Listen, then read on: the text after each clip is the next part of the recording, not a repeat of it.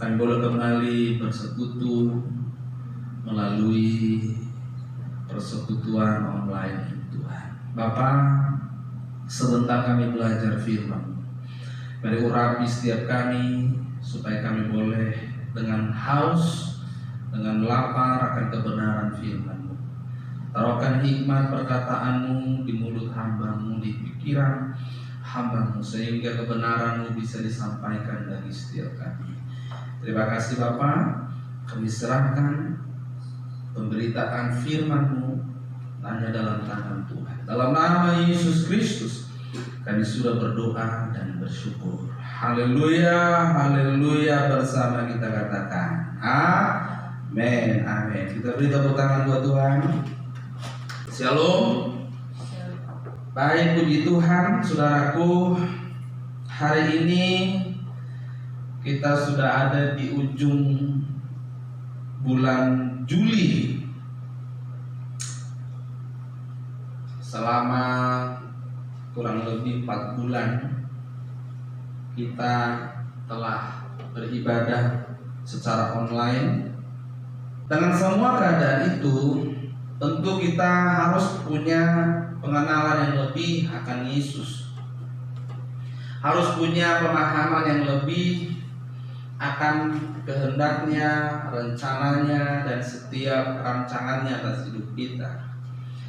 Jangan sampai keadaan hari ini tidak mengerjakan sesuatu yang baik bagi hidup kita, tidak memberi perenungan pemahaman yang benar yang berimplikasi kepada perubahan karakter kita. Itu sebabnya saya akan terus menegaskan, memperdalam tentang status kita sebagai orang Kristen. Dan saya selalu katakan bahwa status ini bukanlah status yang boleh dianggap biasa. Waktu Yesus berbicara kalimat-kalimat yang khusus kepada murid-muridnya yang dicatat dalam Alkitab, dia menyampaikan Injil, menyampaikan kebenaran yang sebenarnya sangat ekstrim menurut ukuran dunia. Makanya saudaraku, tidak heran kalau orang-orang yang serius sungguh-sungguh mengikuti Yesus memang menjadi asing bagi dunia. Ya, menjadi asing bagi dunia. Kenapa saudaraku? Karena memang panggilan menjadi seorang Kristen, panggilan menjadi pengikut Yesus itu memang mengambil kita dari dunia. Mengambil kita dari dunia, menjadi berbeda dengan dunia. Kenapa? Karena memang dalam kebenaran, dalam Injil yang Tuhan Yesus sampaikan, memang diperkenalkan kepada kita sebuah kerajaan, sebuah tempat yang permanen, dan sekaligus juga dia memberitahukan bahwa tempat hari ini akan diakhiri.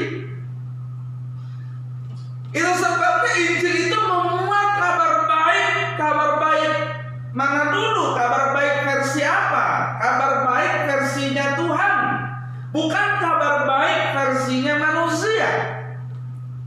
Tetapi hari ini Injil, kebenaran yang disampaikan oleh Tuhan Yesus, banyak disalahpahami. Dikira itu kabar baik menurut versi manusia. Kabar baik ini adalah versinya Tuhan. Nah, kabar baik ini apa? Kabar baik ini adalah kabar keselamatan. Keselamatan apa? Kalau keselamatan bagi orang Kristen secara khusus adalah dikembalikannya manusia kepada rancangan yang semula.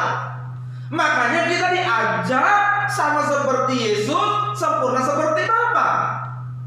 Jadi panggilan untuk seorang Kristen itu bukanlah panggilan yang sama bagi orang-orang yang tidak terpanggil. Ajakan ini tidaklah sama dengan orang-orang yang memang tidak dipilih, tidak diususkan. Makanya standarnya pun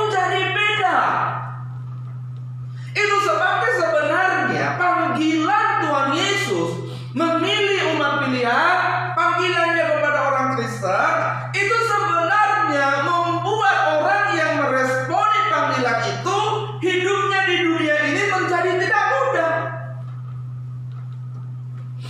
Coba kalau kita lihat pemungut cukai yang mau ikut Yesus harus tinggalkan meja cukainya. Dia tidak boleh lagi menipu orang.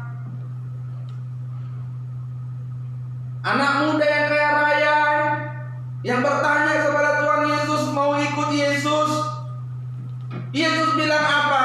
Kau tidak boleh merasa memiliki apapun, lepaskan dirimu dari segala milikmu lalu ikut aku. Karena selama ini anak muda ini sudah nyaman dengan hidupnya dan sudah nyaman, cukup bahagia dengan apa yang dia punya.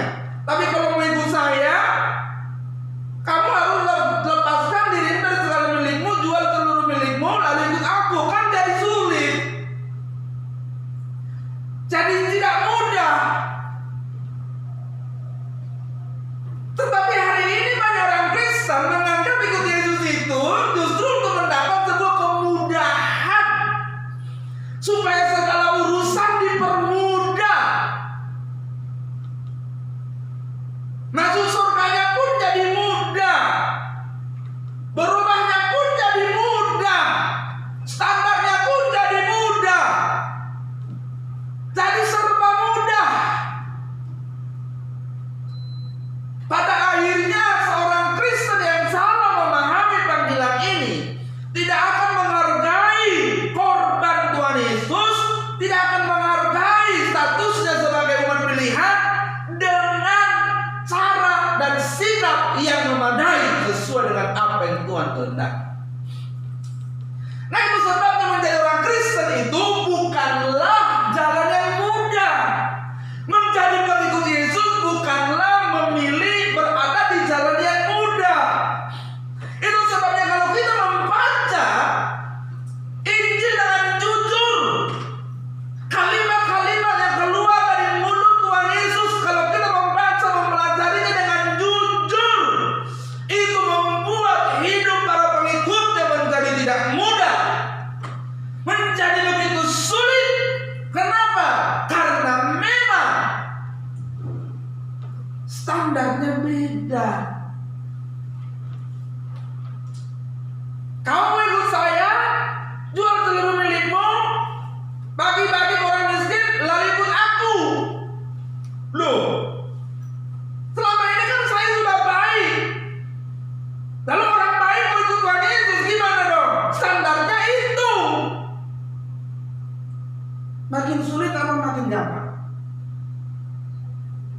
Jadi kalau orang ikut Tuhan Yesus, itu dia sedang berjalan di jalan yang semakin tidak mudah. Maka dia bilang, jalan menuju kehidupan itu sempit. Tadinya kalau kamu nggak mau menuju jalan itu, ya udah jalanmu lebar. Jalan menuju kebinasaan itu lebar. Tapi kalau jalan menuju kehidupan sempit, berarti maksudnya gini, kalau kamu mau berjalan menuju ke arah kehidupan, di mana kehidupan itu adalah Yesus, karena dia bilang akulah jalan, kebenaran dan hidup. Kalau kamu berjalan menuju kehidupan, jalannya sempit. Harus diterima fakta itu. Tapi banyak orang Kristen hari ini mau jadi Kristen supaya hidupnya menjadi lebih mudah. Urusan mengubah hidup pun diserahkan sama Tuhan. Tuhan ubahku, Tuhan ubahku. Loh, kamu kan harus bertindak. Tuhan mau mengubah. Yang dia datang kok untuk mengubah. Injil adalah kuasa Allah yang menyelamatkan.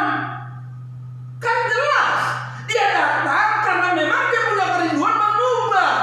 Tapi kenapa banyak orang tidak benar berubah dan tidak bisa diubah? Orangnya nggak mau.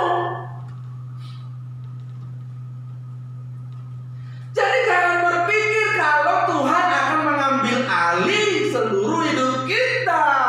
Kita punya keputusan atas diri kita.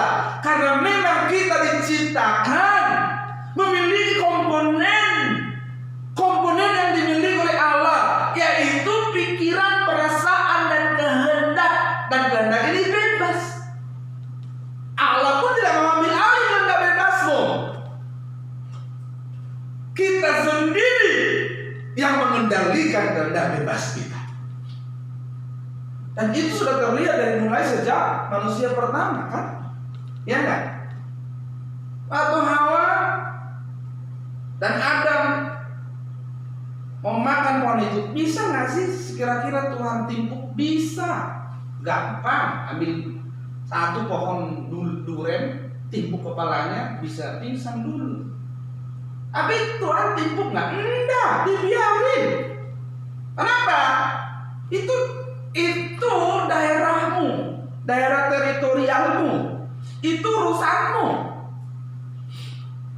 Jadi kalau begitu boleh nggak manusia salahin iblis? Dia yang nyala. Dosa itu dari dulu memang sudah menjalar. Makanya dia menjalar terus kan. Ya, kebiasaan orang kalau si salah, dia terikut salah baru ditanya, kenapa kamu salah? Dia yang mulai. Loh, Tuhan saja ngambil alih loh diri kita. Loh, orang lain bisa? Sama. Jadi kita yang memutuskan. Nah, kalau kita memutuskan ikut Yesus, terima jalan ini. Bukan jalan yang mudah. Jadi mulai hari ini jangan pikir kekristenan itu jalan yang gampang, jalan yang mudah. Ini jalan yang sulit.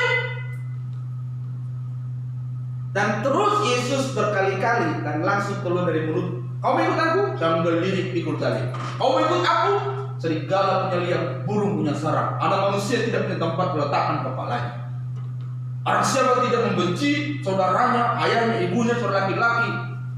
Orang siapa mengasihi ayahnya, ibunya, saudara laki-laki, dan siapapun melebihi aku, tidak layak bagi. Tuh, iya kan? Kau ikut aku, kau hendak sempurna. Nah, cuma masalahnya orang tidak ngerti.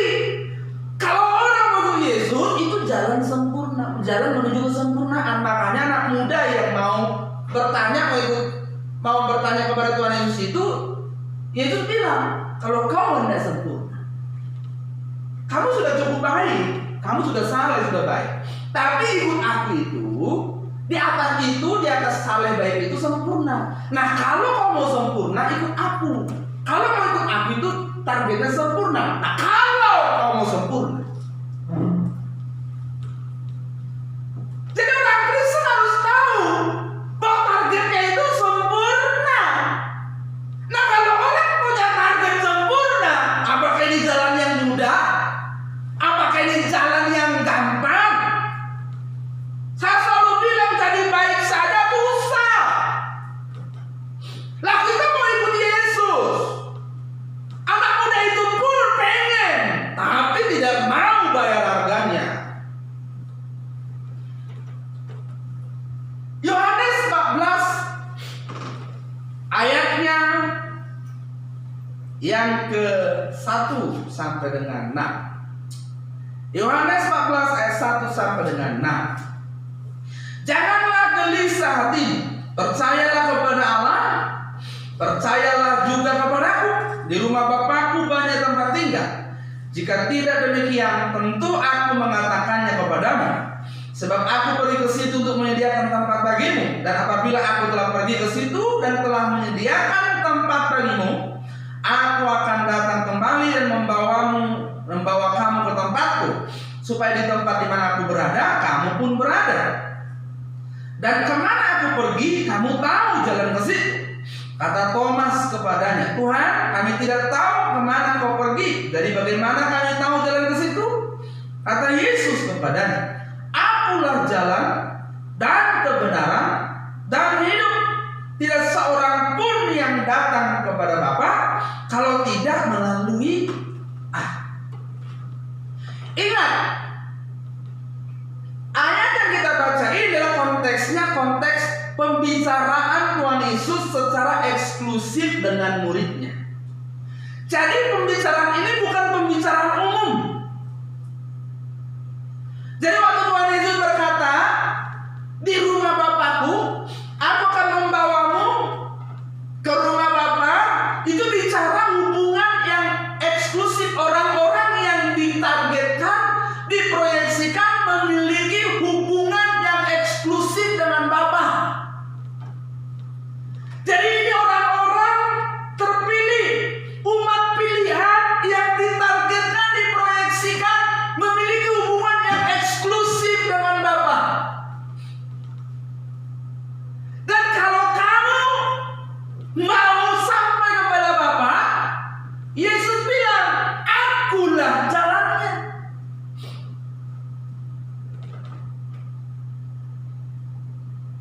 Ada jalannya.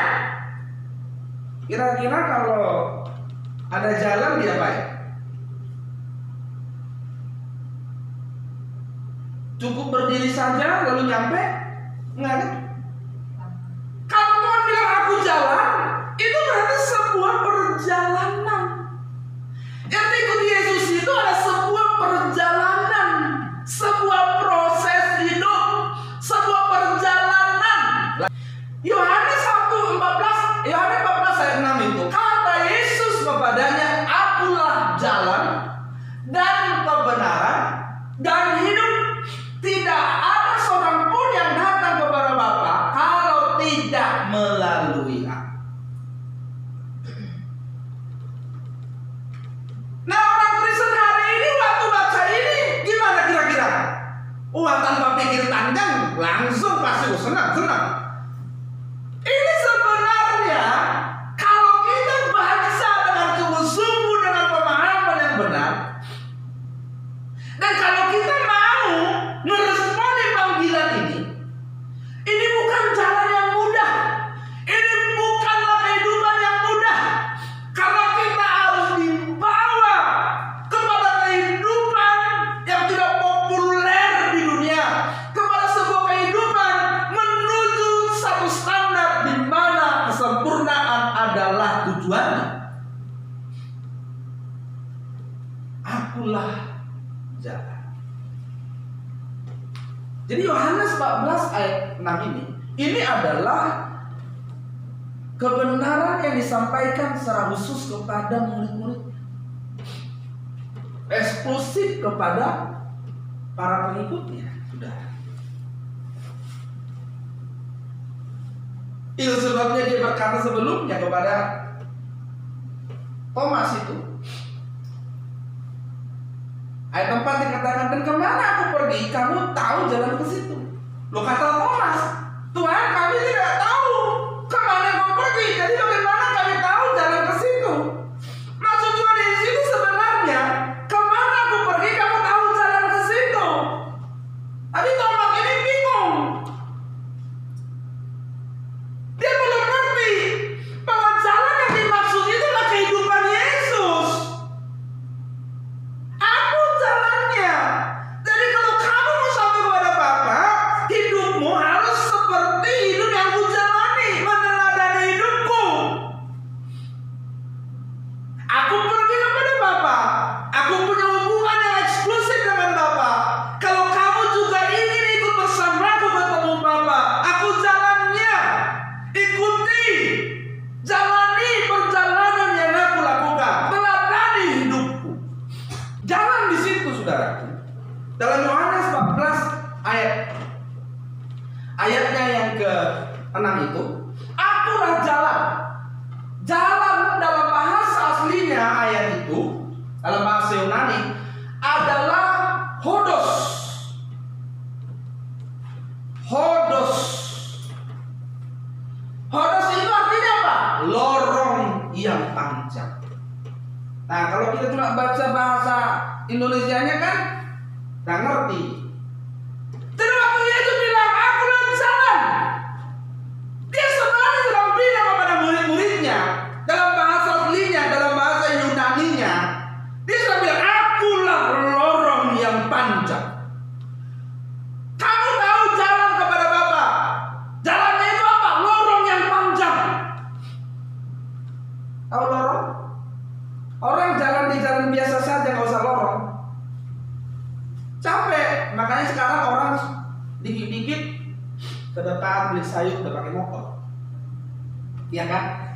Suruh jalan, belikan dulu itu sebentar ke Alfa, padahal cuma 50 meter. Nggak ada motor. Apalagi jalan di lorong. Tahu lorong? Pernah lewat lorong nggak? Hah? Apalagi jalan di lorong. Bisa gelap. Kira nggak tahu apa ada di sana. Lorong itu terowongan. Lorong yang panjang. Panjangnya segimana, Pak? Seumur hidup. Makanya ikut Yesus itu, lorong yang panjang itu sepanjang apa? Sepanjang hidup. Lah kalau orang hidup 30 tahun, 30 tahun, hidup 50 tahun, 50 tahun ikut Yesus. Diproses dan terus berjuang 60 tahun, 70 tahun dan seterusnya. Itulah perjalanan lorong yang panjang. Jadi waktu Yesus berkata, akulah jalan, akulah lorong yang panjang. Kalau kamu mau ketemu dan sampai kepada Bapa, kamu harus melalui lorong yang panjang. Namanya saja lorong yang panjang loh.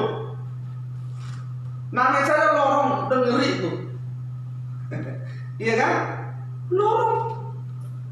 Dibutuhkan komitmen seluruh hidup untuk memasuki dan menjalaninya. Mikir. Makanya Yesus selalu bilang, akulah jalan, aku lorong yang panjang. Maka diibaratkan, waktu dia mengumpamakan soal mau ikut Yesus, kalau orang bangun menara, apakah dia tidak duduk dulu lalu menghitung anggarannya? Kalau seorang raja, dia punya pasukan 10.000, lalu dia lihat lawannya 20.000, apakah dia tidak akan duduk dulu mempertimbangkan apakah perang dilanjutkan, apakah dia bisa menghadapi lawan yang 20.000? Itu maksudnya begini, pikir dulu, hitung anggarannya. Ini keputusan ini mahal harganya. Demikianlah kalau dilanjutkan ayat itu, demikianlah setiap orang yang mau ikut Yesus harus melepaskan dirinya dari segala milik. Tuh, pikir. Makanya Yesus tak pernah maksa orang ikut dia. Yesus itu tak pernah punya penginjilan yang model kekristenan kebanyakan orang Kristen hari ini. Yesus itu menyampaikan kebenaran. Lalu silakan pilih. Kalau kamu mau jadi pengikutku, ini loh standarnya, ini loh harganya, ini loh mahalnya. Kalau tidak juga tidak akan dikurangi harganya. Anak muda yang ditantang, yang dikasih tahu kalau kamu hendak sempurna, jual seluruh milikmu lalu ikut aku. Anak muda itu tak mau. Yesus tak maksa, Yesus tak panggil, biar. Maka kalau orang pun kita beritahu kebenaran, ini standar kekristenan, orang mau ikut mau tidak terserah, tapi jangan sampai standar nilai ukuran kekristenan, Injil kebenaran, standar yang harus dikenakan oleh para pengikut Kristus dikurangi. Kalau memang jalannya sulit, bilang sulit. Jangan bilang kadang-kadang mudah. Jangan dipermudah dengan janji A dan janji B yang sebenarnya tidak akan membuat dia menjadi orang Kristen sejati. Itu sebabnya orang Kristen sejati tidak pikir bagaimana hidup enak indah di bumi. Nah, ada ceritanya itu. Para murid-murid dulu pernah berpikir begitu waktu Yesus masih hidup. Mereka masih pengen, maka termasuk Yudas pun pengen, murid-murid yang lain pun pengen Yesus itu jadi raja di Israel. Supaya apa? Hidup mereka enak, keadaan ekonomi mereka dipulihkan. Itu tujuan mereka. Tapi waktu Yesus mati, Roh Kudus dicurahkan, mereka terus semakin paham bahwa sebenarnya keindahan janji-janji yang Tuhan janjikan, pengharapan yang penuh itu bukan di bumi. Maka tidak ada murid-murid mengharapkan lagi kebahagiaan di bumi setelah itu. Bahkan mereka siap apapun. Petrus yang dulu penakut itu, yang pernah berharap Yesus mau jadi raja di bumi, Dia bilang begini, kalau tuanku, kalau guruku, kalau Tuhanku mati disalib kepala di atas, saya mau mati disalib kepala. Wah, kepala di bawah. Nah, ada lagi yang diharapin. Mereka begitu ngerti. Tapi hari ini orang Kristen, saya mau jadi Kristen, saya mau mengikut Yesus. Lalu saudaraku, Yesus statusnya dimanfaatkan untuk meraup kebahagiaan di bumi. Yang sebenarnya di bumi ini tidak ada kebahagiaan sejati. Semu, banyak yang palsu, dan bahkan semu. Kenapa? Karena kebahagiaan orang percaya ada di batinnya, di batiniahnya. Mereka memiliki damai sejahtera yang melampaui segala akal itu di batinnya. Setelah itu apa nanti? Ukurannya lagi apa, berkatnya apa nanti? Pengharapan penuhnya di surga. Jadi jalan ini tidak mudah. Kalaupun kau kaya, diberi kesempatan punya banyak harta di sini, tetap jalanmu tidak mudah karena kau harus menyerahkan seluruh hidupmu.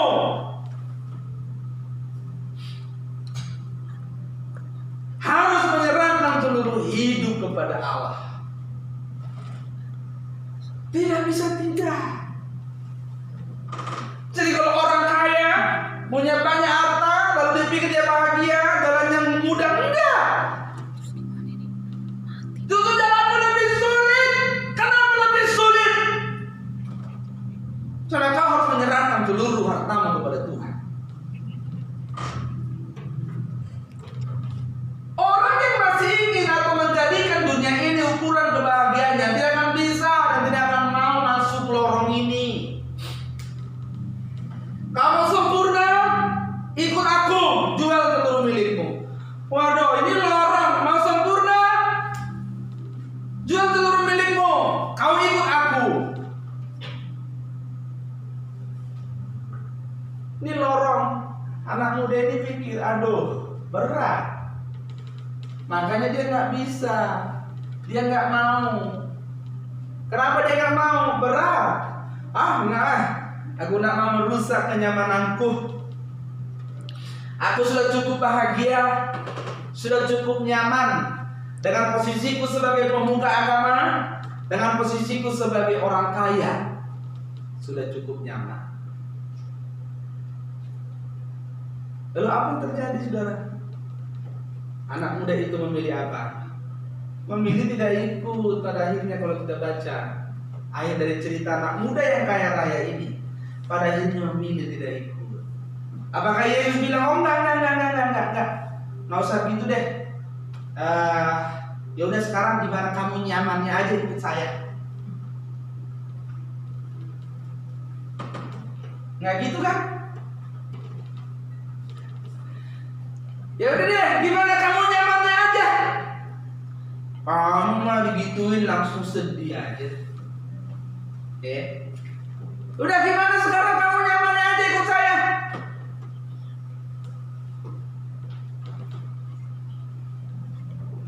Nggak begitu. Dia mau pergi, tidak mau, silakan, terserah. Itu tidak soal. Karena memang jalan ini tidak mudah. Maka dibutuhkan orang-orang yang mengerti dan memahami standarnya. Dan setelah kamu tahu harganya, setelah kamu tahu jalan ini begitu sulit, begitu tidak mudah, yuk, kalau kamu ikut, kamu bisa diajar, kamu bisa dibentuk, kamu bisa diproses. Kalau kamu tidak tahu harganya, kalau kamu tidak tahu jalan ini sulit, lalu kamu ikut, kamu bisa tidak rela, tidak tulus, malah bersungut-sungut. Makanya banyak orang ikut Tuhan Yesus bersungut-sungut. Sudah di tengah jalan sudah berangkat, ingin kembali ke Mesir, ingin kembali ke keduniawian, ingin terikat kembali dengan dunia. Tidak kuat ikut Yesus. Tapi dari awal saudara diberitahu,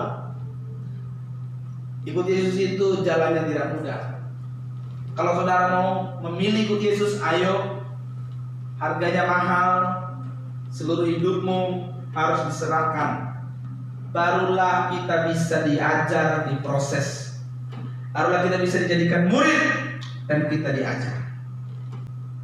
Kebenaran di situ dalam bahasa aslinya, dalam bahasa Yunani adalah aletheia. Aletheia dalam Alkitab kita Perjanjian Baru, kebenaran itu ada selain aletheia ada juga ditulis dikaiosune. Ya, waktu Tuhan Yesus bicara, kalau hidup keagamaanmu tidak lebih baik dari orang Farisi, kamu tidak masuk ke kerajaan Allah. Kata hidup keagamaanmu tidak lebih baik di situ adalah bahasa aslinya dikaiosune, kebenaran juga. Jadi kebenaran juga, artinya kebenaran juga, ini juga kebenaran, tapi maknanya beda.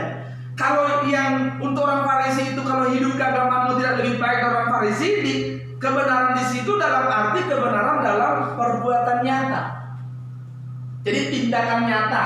Jadi maksudnya begini, tindakanmu harus lebih saleh lebih baik dari orang Farisi ahli Taurat. Kalau tidak, kamu tidak masuk dalam kerajaan Allah. Tapi kalau di sini adalah kebenaran di sini adalah kebenaran yang sesuai fakta. Jadi kalau saya bilang saya ini suka mie, ya memang benar suka mie. Nah, bisa bedanya. Faktanya nggak bohong, jujur. Jadi jujur ngomong apa adanya. Akulah kebenaran, kebenaran sesuai fakta, kebenaran yang sejati, kebenaran yang sebenarnya. Nah, itu maksudnya. Jadi waktu Yesus bicara kebenaran, akulah kebenaran. Ini loh kebenaran yang sejati. Kebenaran yang sejati itu harus membawamu ke surga. Kebenaran yang sejati itu membawamu ketemu Bapa. Kebenaran yang sejati itu adalah membuatmu meninggalkan dunia. Kebenaran yang sejati memisahkanmu dari keterikatan dengan dunia. Kebenaran yang sejati itu tidak membuatmu mencintai dunia. Kebenaran yang sejati itu mengarahkan hidupmu kepada perkara-perkara yang di atas. Inilah kebenaran, akulah kebenaran. Jadi kalau kamu mau ikut aku jalannya, akulah kebenaran. Kamu menjadi pengikutku, berarti kebenaran yang kita hidupi, kita hidup mengikuti kebenaran yang sejati, yang hanya ada di dalam Yesus. Artinya Yesus sendirilah kebenaran itu. Dari pengertian ini kita bisa pahami bahwa kebenaran yang tidak sebenarnya ada. Kebenaran yang palsu ada, termasuk janji-janji kebahagiaan di bumi yang membuat manusia, khususnya orang Kristen, ternina bobo. Gara-gara terus pengen dibahagiakan di bumi, berbunga-bunga di bumi, lupa mempersiapkan diri untuk kekekalan, lupa tidur pingsan terus. Makanya kalau kita baca Alkitab, dari mulai Perjanjian Baru, kisah orang-orang Kristen, yang menyelamatkan kekristenan itu sebenarnya adalah kesulitan hidup. Makanya di kitab Wahyu dituliskan bahwa perempuan itu yang dikejar-kejar naga itu mengisahkan bahwa gereja atau kelompok orang percaya, ya, yang dikejar-kejar oleh naga itulah iblis, diasingkan ke padang gurun untuk menyelamatkan mereka. Nah, kok ke padang gurun sih? Padang gurun itu kan selalu adalah simbol kesukaran, simbol penderitaan. Memang kesulitan dan kesukaran hidup itu akan menyelamatkan kehidupan orang percaya. Karena dengan begitu mereka akan ingat Tuhannya. Dulu waktu zaman tahun 12 Masehi, kekristenan itu begitu militan. Wah, mati ayo. Semua gereja mula-mula baca saja di Kisah Para Rasul itu. Wah, luar biasa. Tapi begitu kekristenan jadi agama negara, emang Kristen kan Eropa dulu. Mulai orang Kristen dulu di kursi nyaman, jadi petinggi-petinggi di pemerintahan.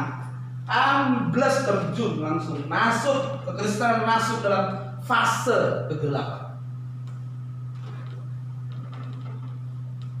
Jadi penganiayaan, penderitaan akan memurnikan kehidupan orang Kristen. Tapi kenyamanan yang dijanjikan oleh iblis melalui dunia akan meninabobokan. Makanya Tuhan Yesus berkata, Yesus sendiri berkata, nanti kedatanganku seperti apa? Kedatanganku sama seperti kilat dari ujung satu ke ujung yang lain. Tahu maksudnya seperti kilat? Kenapa bilang seperti kilat? Bukan dihambar. Seperti kilat itu maksudnya cepat. Saking cepatnya orang nggak sempat lagi ngaruh waktu bertobat, itu maksudnya. Begitu datangnya. Jadi orang mau sadar bertobat nggak cepat. Kilat kan cepat ya. Jadi datang Tuhan Yesus, wah baru datang. Datangnya di mana? Di awan-awan. Alkitab menjelaskan. Jadi Yesus itu nggak seperti yang dijelaskan oleh banyak orang selama ini, dan juga dulu juga sempat saya pahami kayak teh celup, naik turun. Sekali dia turun, dan Korintus menjelaskan orang percaya yang mati dalam Kristus dibangkitkan duluan. Setelah itu nanti orang-orang ini apa? Menyongsong di udara. Udah langsung dibawa dalam 1 Yohanes 14 ayat 1 ini ke rumah Bapa. Diangkat. Nggak ada turun-turun lagi. Lalu dikatakan apa? Kedatanganku, makanya Yesus mengumpamakan, mengambil kisah Nuh, kisah Lot soal kedatangannya, iya kan? Kedatanganku nanti apa? Nggak seperti diceritakan di film-film. Penganiayaan kayak gitu boleh PKI. Nggak gitu. Orang menanam, menuai, menabur, kawin-mawin. Semua orang santai, saking santainya lupa tiba-tiba kilat datang. Nah, lo tuh saking normalnya hidup. Semua biasa seperti zaman Nuh, zaman Lot. Tiba-tiba Yesus datang. Wah, nggak sempat mau tobat sebentar juga nggak bisa. Baru mau lipat tangan nggak sempat. Kilat. Wah, itu datang. Maka kalau hidup orang Kristen sekarang ini terlalu enak, memang fokusnya enak, bisa lupa loh. Dunia ini bisa lupa dia membaca tanda zaman. Tanda zamannya kan harus dibaca. Apa sih zaman dimulai? Akhir zaman dimulai itu sejak Pentakosta. Yesus naik Pentakosta itu akhir zaman. Dari situ sudah akhir zaman.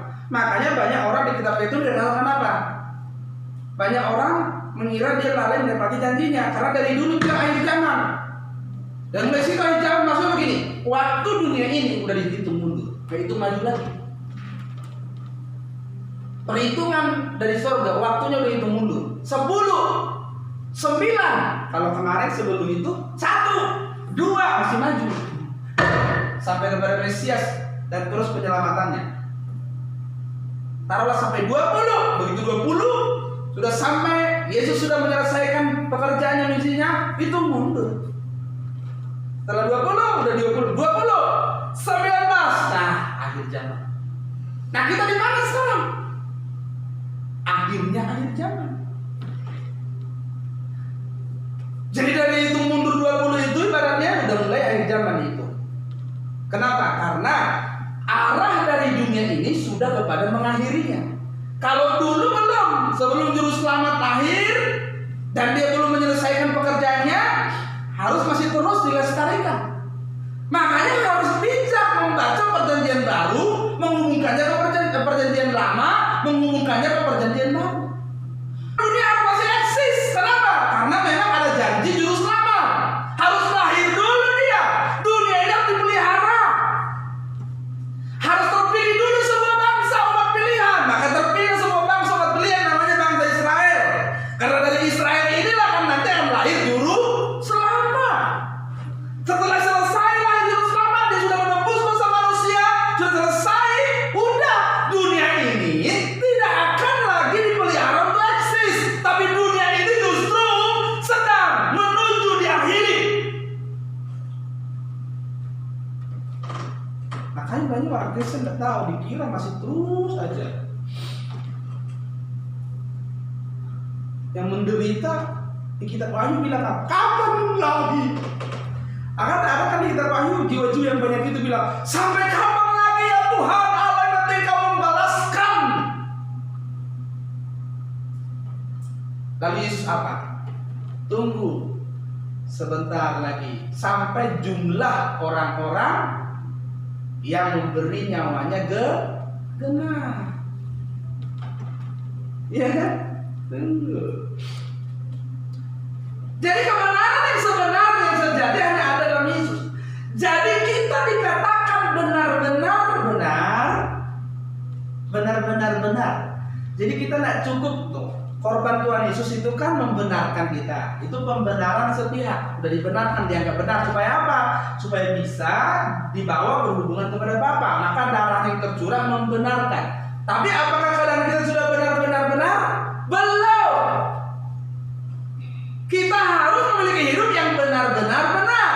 Maka kalau kita mau dikatakan benar-benar benar, karakter kita diubahkan, kodrat dosa kita dipulihkan menjadi kodrat ilahi, kita harus mengenakan hidup Yesus atau hidup seperti Yesus.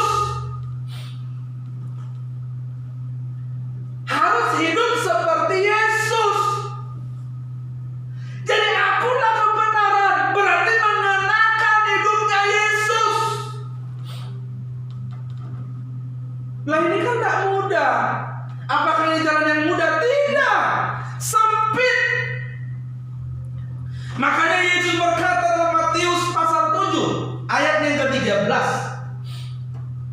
masuklah melalui pintu yang sesak itu, karena lebarlah pintu dan luaslah jalan yang menuju kepada kebinasaan, dan banyak orang yang akan masuk melaluinya. Karena sesaklah pintu dan sempitlah jalan yang menuju kepada kehidupan, dan sedikit orang yang mendapatinya. Jalan menuju kebinasaan itu enak. Alkitab menjelaskan lebar. Tapi jalan menuju kehidupan, di mana Yesus berkata, akulah hidup, sempit jalannya dan tidak banyak orang mendapatinya. Banyak orang ingin melalui pintu itu, tapi sedikit saja orang mendapatinya.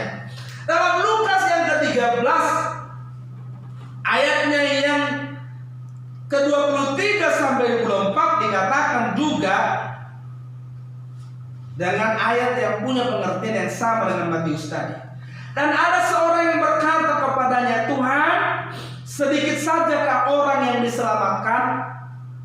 Jawab Yesus kepada orang-orang itu, berjuanglah untuk masuk melalui pintu yang sesak itu. Sebab aku berkata kepadamu, banyak orang akan berusaha untuk masuk, tapi tidak akan dapat. Coba.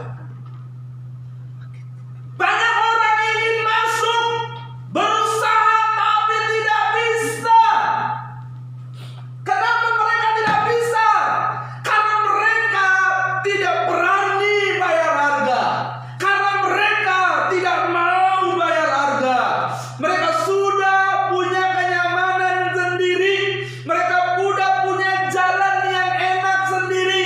Mereka sudah punya perjalanan hidup, kenyamanan hidup sendiri. Mereka sudah punya kerajaannya sendiri yang membuat mereka nyaman. Jalan mereka sudah enak. Kehidupan mereka sudah berjalan dengan baik menurut ukuran mereka. Mereka tidak mau diganggu dengan sebuah jalan yang membuat hidup mereka terganggu. Mereka tidak mau ditawarkan jalan yang sempit ini. Itu sebabnya banyak orang sebenarnya ingin masuk, tapi karena tahu harganya, tahu prosesnya, jalannya tidak mudah, jalannya sempit, lorongnya panjang. Akhirnya banyak orang tidak dapat masuk. Ini tidak mudah. Maka lihat saudaraku, jalan kekristenan ini bukan jalan mudah. Dan jangan pikir kekristenan itu agama. Jangan pikir kekristenan itu liturginya. Maka kalau selama ini kita beribadah di rumah masing-masing bersekutu, Ini sebagai pembelajaran bagi kita. Kalau sampai kita tidak belajar, kita harus tahu bahwa sebenarnya ibadah yang sebenarnya bukan berliturgi, bukan kumpul-kumpul. Ibadah yang sebenarnya adalah hidup seperti yang Tuhan kehendaki. Dimanapun mengenakan hidupnya Tuhan Yesus, mempraktekkan kebenaran, itulah ibadah yang sebenarnya. Jangan kita menganggap ibadah yang sebenarnya itu di gedung gereja kumpul. Kalau selama corona kita nggak ngerti, belum paham, sayang. Ya, rasa nggak asah ibadah kalau nggak di gedung kumpul. Aduh, sayang sekali kau nggak ngerti waktu Yesus jawab perempuan Samaria. Di mana kami harus beribadah? Di Gunung Gerizim atau Yerusalem? Bukan di dua-duanya. Kamu akan lihat saatnya akan tiba. Mereka penyembah Allah yang benar. Mereka akan menyembah Allah dalam roh dan kebenaran. Artinya apa? Ibadah menyembah Allah bukan soal tempat, bukan soal kumpul, bukan soal liturgi. Lalu gimana Pak? Apa kita nggak boleh? Kalau gitu nggak usah kumpul Pak. Harus kumpul kalau sudah boleh. Untuk apa? Karena memang kita bersekutu. Harus ada sentuhan langsung. Tapi kalau keadaan corona ini membuat kita begitu, bukan berarti kita kehilangan esensi ibadah. Setelah keadaan ini juga berangsur-angsur baik, kita harus kumpul kembali. Kenapa? Karena memang kita butuh sentuhan langsung. Maka firman Tuhan berkata, jangan meninggalkan pertemuan-pertemuan ibadah. Sebenarnya dalam bahasa aslinya bukan ibadah saudaraku, tapi pertemuan bersama. Karena ibadah itu sebenarnya bukan itu. Ibadah itu adalah kita menjadikan Tuhan yang utama dalam hidup kita dimanapun dalam segala. Akulah jalan, kebenaran, dan hidup. Hidup di situ adalah dalam bahasa aslinya adalah ditulis Zoe. Zoe bukan bios. Tapi sayang orang Kristen hari ini banyak mengartikan itu jadi bios. Zoe yang artinya hidup yang berkualitas. Berkualitasnya apa? Berkualitas secara rohani. Atau hidup yang berkualitas memiliki kualitas secara rohani. Memiliki kualitas yang bernilai kekal. Bukan kualitas di bumi. Jadi waktu Yesus berkata akulah hidup, dia sedang berkata bahwa yang dia bicarakan bukanlah kesuksesan di bumi, bukanlah kuantitas-kuantitas di bumi, bukanlah kualitas-kualitas jasmania. Tetapi Yesus yang sedang menyampaikan ini adalah kualitas manusia batinia yang bersifat kekal. Nah, hidup yang berkualitas secara rohani adalah hidup Yesus sendiri. Banyak orang loh salah mengartikan ini, termasuk para pembicara, para pengkhotbah. Jadi sewaktu Yesus berkata dalam Yohanes 10:10 mengenai memberi hidup, itu artinya dia akan memberikan kualitas hidupnya. Dan kualitas yang dimaksud bernilai atau bersifat kekal, karena itu bersifat batinia, kualitas manusia batinia. Maka waktu Yesus berkata Yohanes 10:10, pencuri datang hanya untuk mencuri dan membunuh dan membinasakan. Aku datang supaya mereka mempunyai hidup dan mempunyainya dalam segala kelimpahan. Telah berapa lama dan berapa banyak orang korban dari ayat yang salah mengartikan ayat ini. Banyak orang Kristen berpikir dan banyak hamba Tuhan mengesankan bahwa ini maksudnya adalah kelimpahan secara jasmani. Hidup di sini dia pikir hidup kelimpahan secara jasmani. Hidup di sini diterjemahkan adalah zoe, bukan bios. Karena zoe itu adalah hidup berkualitas secara rohani. Zoe. Ini bicara kualitas rohani, batiniah. Kalau bios, ini dari sinilah berasal kata biologi. Bios itu bicara kebutuhan jasmani. Ini bicara jasmani. Ini dua-duanya hidup. Dalam Alkitab kita, ini dua-duanya diterjemahkan hidup. Tapi artinya beda. Nah, ayat yang Yohanes 10 ayat 10 dan akulah hidup dalam Yohanes 14 ayat 6 ini, dalam bahasa sini tulis zoe, bukan bios. Yohanes 10 ayat 10 juga ditulis zoe, zoe, bukan bios. Jadi bukan bicara kebutuhan jasmani, bukan bicara harta, bukan bicara kedudukan, bukan bicara uang. Hidup kelimpahan di situ bukan bicara hal jasmani, bukan bios, tapi zoe, hidup berkualitas secara batiniah. Dan kata kelimpahan dalam bahasa asli adalah perissos. Aku akan memberi kamu hidup dan mempunyai dalam segala kelimpahan. Berarti hidup, lalu pada lagi Yesus datang memberi hidup yang berkelimpahan. Berarti harus kaya kita, harus punya harta banyak. Yesus datang memberi itu.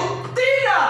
Maksudnya itu adalah kata kelimpahan di situ dalam bahasa aslinya perissos, yang artinya berkualitas tinggi.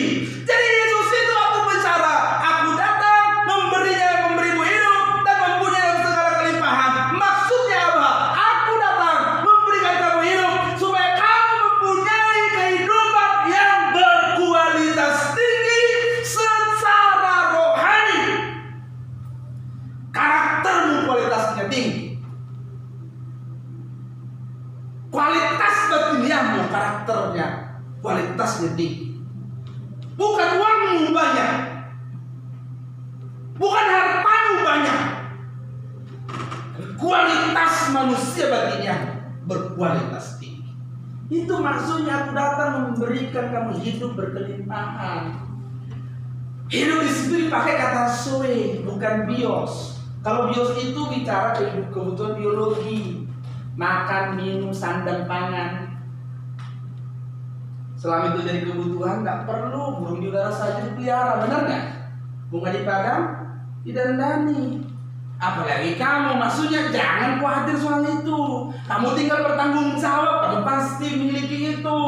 Orang non Kristen aja bisa hidup karena mereka bertanggung jawab. Apalagi kamu yang harus kamu pikirkan adalah zoe, hidup berkualitas secara batiniah. Jadi apakah ini mudah? Sulit. Kalau Yesus berkata jadi artinya ya adalah Yesus datang memperkenalkan dan memberikan hidup kekal yang berkualitas tinggi. Kalau kualitasnya tinggi, wajar tempatnya memerintah bersama Tuhan Yesus. Ini targetnya yang harus dikenakan para pengikutnya supaya sampai kepada Bapa.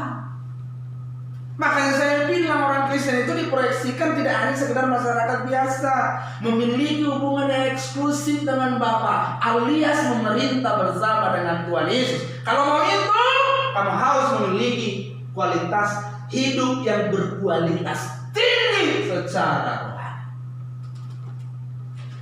Maka Yesus yang pernah menawarkan kemegahan keindahan dunia yang dia sendiri menolaknya dari setan. Karena itu membunuh pertumbuhan karakter manusia batiniah. Kenapa? Orang kaya saja pun tidak boleh merasa memiliki. Punya banyak pun tidak boleh merasa bangga, dan itu kehormatannya dan kebahagiaannya. Sulit, tidak mudah ikut Yesus.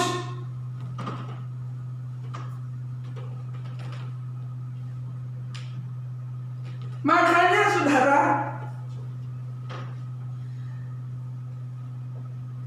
murid-murid bilang begini waktu di dalam perikop anak muda kaya itu, kalau begitu siapa yang diselamatkan? Sulit betul, kan itu kan? Kalau begitu diselamat. Lalu Yesus jawab, bagi manusia ini mustahil. Coba. Jadi jalan kita itu jalan apa?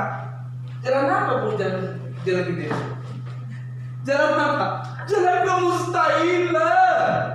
Jadi jangan pikir jalan kekristenan itu adalah jalan kemustahilan.